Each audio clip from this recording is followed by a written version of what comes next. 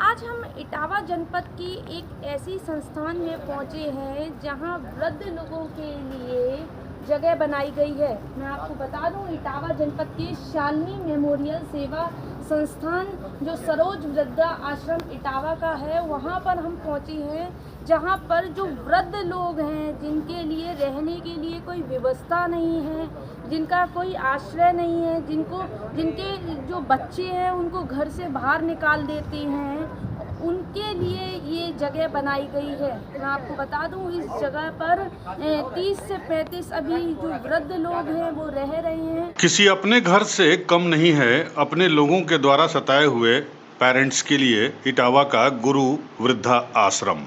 इटावा शहर की आबादी के बीचों बीच में स्थित इस आश्रम का नाम शालिनी मेमोरियल सेवा संस्थान वृद्धाश्रम है, जो लखनऊ से संचालित होता है। इटावा में शालिनी मेमोरियल सेवा संस्थान के सचिव रविशंकर पांडे के द्वारा इस संस्थान को चलाया जा रहा है। सचिव रविशंकर पांडे के द्वारा बताया गया कि उनकी बेटी शालिनी पांडे की एक दुर्घटना में मृत्यु हो गई थी। इसके बाद से ही उन्होंने शालिनी मेमोरियल सेवा संस्थान के नाम से बुजुर्ग लोगों के लिए यह आश्रम खोला। इटावा जनपद में शालिनी मेमोरियल सेवा संस्थान जो है उसके लिए महिलाओं के लिए ये जगह बनाई गई है। ये जो सम्मान पत्र है ये सामने लगा हुआ है, ये लखनऊ से जो डिपार्टमेंट है समाज कल्याण और कई विभागों से इनको अनुमति मिली हुई है, जिसके बाद इटावा में ये संस्थान जो है वो खोला गया है। यहाँ महिलाओं के लिए कक्ष बनाए गए हैं। यहाँ तस्वीर में देख सकते हैं, यहाँ पे चारपाई डली हुई है। जो महिलाएं हैं वो यहाँ पर जो वृद्ध महिलाएं हैं उनके लिए ये जगह बनाई गई है। और यहाँ पर कुछ महिलाएं, मैं देखूँ यहाँ पर कुछ महिलाएं लेटी भी हुई हैं जिनके लिए ये जगह बनाई गई है। 1 2 3 4 5 6 8 से 10 बेड हैं यहाँ पर डले हुए। उधर ये आश्रम जिस मकान में चल रहा है उसके मकान मालिक दिनेश दुबे ने बताया कि ये एक बहुत ही अच्छा और नेक कार्य है।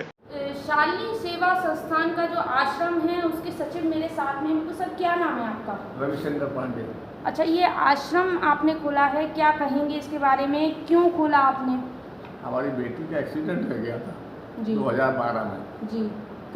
13 में हमने इसलिए खोला कि उसके नाम से कुछ ऐसी चीज़ें बन जाए जो आगे बढ़ रहे हैं, इसलिए हमने साथ खोला है। और 12 से और NGO चल रहा है, जैसे बच्चे हमारे लखनऊ में पढ़ रहे हैं, उनकी फीस को विश्वास करते हैं, लोगों से डोनेशन लेते हैं, जनता से सहयोग लेते हैं, कुछ लोगों से मांग के कुछ अपनी व्यवस्था करके इस तरीके से ये आश्रम हमको सैंक्शन हुआ इसी साल ओल्ड एज होम इटावा में सेंट्रल गवर्नमेंट से। तो उसका संचालन हमारी बेटी आशा दीक्षित कर रही है। वो भी अपने प्रयासों से लोगों से चंदा वसूल के इसको चला रहे हैं। अभी बजट की यहाँ पे कितने वृद्ध रह रहे हैं? यहाँ इस समय 30 से 35 लोग रहते हैं, आते जाते रहते हैं, और हमारी क्षमता 50 तक है और 50 तक हम पूरे कर लेंगे। क्या व्यवस्थाएं की गई हैं उनके द्वारा, उनके लिए? मतलब उनके लिए यहाँ पे सुबह चाय और बिस्किट दिया जाता है, उसके बाद नाश्ता दिया जाता है, 9 बजे करीब, फिर 12 बजे करीब खाना दिया जाता है, फिर 3 से 4 चाय बिस्किट, और शाम को फिर 7 बजे खाना। ये सब हमारी संस्था की तरफ से दिया जा रहा है, उसमें उनसे कोई शुल्क नहीं लिया जाता है। और उसके बनाने के लिए हमारे कुक है, स्वीपर है, और हमारा सुपरिटेंडेंट है, और इसके लिए जो है सफाई कर्मचारी सब हमारे रखे हुए हैं। अच्छा, ये जो आश्रम आपका खुला है इसकी कहाँ से मान्यता मिली है, कहाँ से खर्चा आप उठाते हैं? खर्चा अभी तो हम लोग दूसरे डोनेशन से चला रहे हैं, और इसकी हमको सेंट्रल भारत सरकार से इसकी स्वीकृति हो गई। बजट इसके आने का इंतजार है, वहाँ से हमारा पेंडेंसी में लगा हुआ बजट आने वाला है। कि बजट अभी तो हम लोगों से मांग के और अपने बात से जो सोर्सेज होते हैं उससे चला रहे हैं, और जब बजट आ जाएगा तो उसका कायदे से उसका मतलब और अच्छे ढंग से चलाया जाएगा। इसकी मान्यता कहाँ से है अभी? ये हमारा रजिस्ट्रार ऑफिस है लखनऊ विकास। तो मेरे साथ ये शालिनी संस्थान के जो सचिव थे वो मेरे साथ में थे, मेरे साथ और भी लोग हैं, मैं उनसे बात करूँगी। क्योंकि सर यहाँ पे ये आश्रम खुला है, इसके बारे में क्या कहेंगे आप? क्या नाम है आपका? हमारा दिनेश चंद्र द्विवेदी। इस हमारा ये मकान इन्होंने पांडे जी ने रेंट पे लिया हुआ जी, और ये बुजुर्गों के लिए इन्होंने संस्थान खोलने के लिए मुझसे कहा, तो मैंने कहा ठीक है, अच्छा काम है, आप करिएगा जी। और उसी आधार पर इनको रेंट पे मैंने ये दिया हुआ है। अच्छा कार्यक्रम इनका चल रहा है। बच्चों से बुजुर्गों से कोई भी फीस यहाँ नहीं ली जाती है और भविष्य में इस संस्थान के लिए उज्जवल भविष्य की कामना करता हूँ मैं। और यहाँ पर क्योंकि वृद्ध लोगों को घर से बाहर निकाल दिया जाता है, उनके रहने के लिए कहीं जगह नहीं होती है, तो ये जगह बनाई गई है, उसके लिए आपका क्या कहना है? ये बहुत अच्छी जगह बनाई गई है। बुजुर्ग परेशान होते हैं, उनके लिए खाने पीने की व्यवस्था नहीं होती है, रहने की व्यवस्था नहीं होती है। ये जो वृद्धा आश्रम के तौर पे एक ये एनजीओ के माध्यम से ये जो आश्रम यहाँ पे चल रहा है, यहाँ पे बुजुर्ग जो लोग हैं वो यहाँ पे शहर के लोग हैं, बाहर के भी बुजुर्ग हैं, वो यहाँ पर रहते हैं।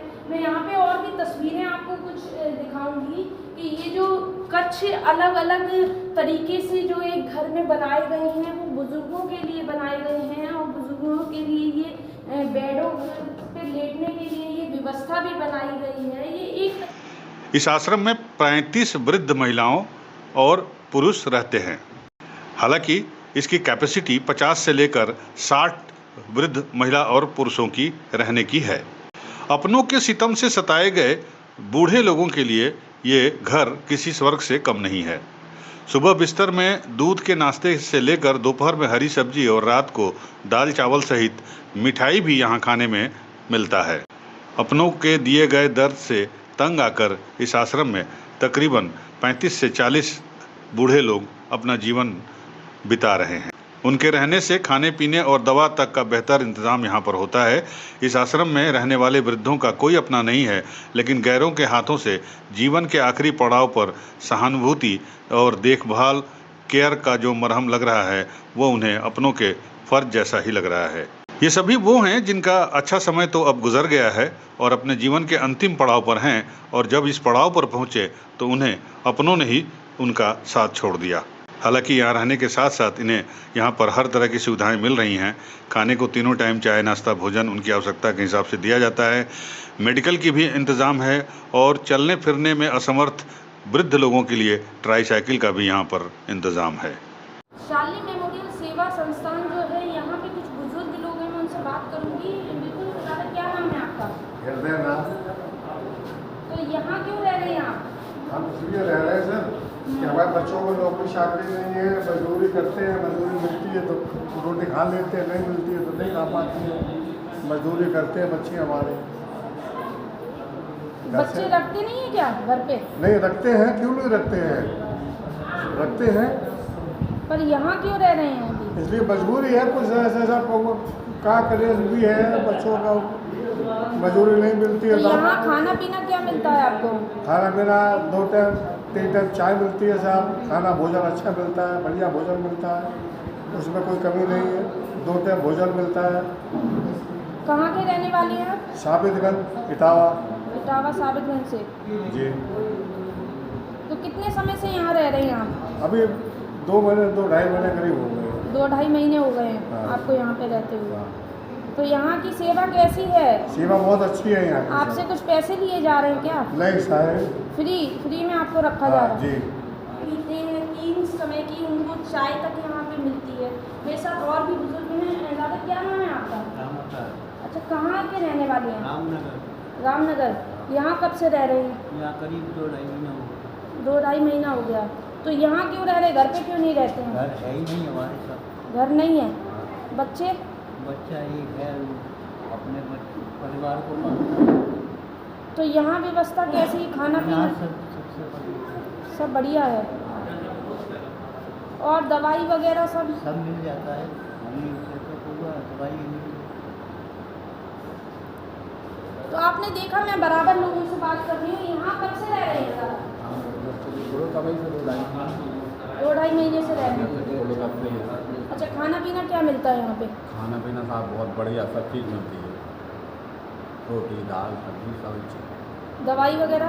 दवा वगैरह भी मिलती है, सब चीज़। तो यहाँ क्यों रह रहे हैं आप? अब घर में लड़का भगवान से आपसी विवाद नहीं बनते, क्या वजह से रह रहे हैं। मकान छोड़ हुए तो लड़का खाने पीने की व्यवस्था भी की गई है। दादा क्या नाम है आपका? अच्छा, क्या कहेंगे, यहाँ कब से रह रहे हैं? यहाँ बसा 4 महीने। उससे पहले वृद्धा आश्रम नहीं थे जी। बठाना में, तो खाना पीना अच्छा नहीं था। क्योंकि वहाँ के जो डायरेक्टर साहब हैं वो लोगों की तनख्वाहें वगैरह दे नहीं रहे। तो वो कभी दोपहर में 1 बजे, कभी 2 बजे, कभी 4 बजे। तो तस्वीरें मैंने जो आपको दिखाई हैं वो एक अलग देखने को मिल रही हैं, क्योंकि बुजुर्ग लोग हैं, उनके लिए रहने के लिए, खाने के लिए, पीने के लिए कहीं जगह नहीं होती है। पर इटावा में एक ऐसी संस्थान खुली है जहां बुजुर्ग लोग यहाँ रह सकते हैं, खा पी सकते हैं, और यहाँ तक कि उनकी दवाई तक की व्यवस्थाएं यहाँ पर की गई हैं, क्योंकि बुजुर्ग लोग। यूपी न्यूज़ 9 के लिए इटावा से चंचल दुबे की रिपोर्ट।